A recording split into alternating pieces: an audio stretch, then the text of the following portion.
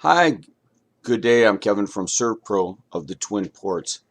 Hey, just a quick thing. I noticed this morning there was a TV commercial on, and it was one of our national competitors, and they were doing coronavirus cleanup.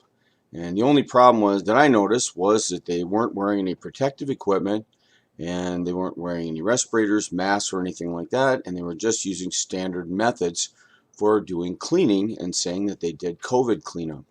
Well, I'm sure you appreciate and understand that anytime a disinfection job is done, it requires that the people that do the work are in respirators and Tyvek suits and so forth. So just a distinction between us and our competitors is that we do comply with all regulations with regards to the safety of our crews when they're out doing COVID cleanings. Today I want to talk about the difference between disinfection and general cleaning. And it's important to understand that when a detergent, like just even soap and water, is used to clean surfaces, it's great for reducing the amount of gross filth on a surface, removing dust, removing dirt, that sort of thing.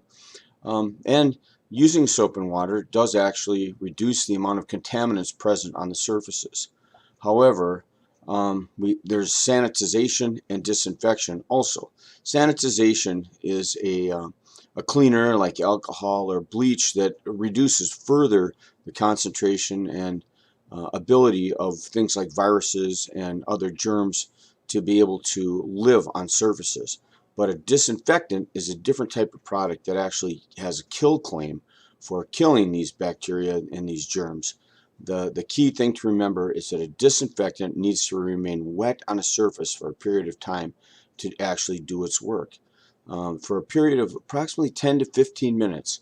So if you're spraying a disinfectant with a spray bottle and wiping it off, it's not actually remaining wet on that surface long enough to do what it needs to do.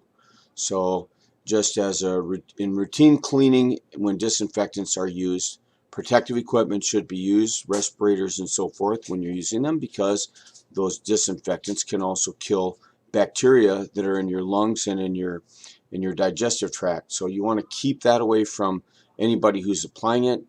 When those disinfectants are applied, they need to remain wet on those surfaces for at least 10 minutes, preferably 20, and then the work is done and you leave it on the surface, because all disinfectants have a residual effect that continue to disinfect long after the application has been made.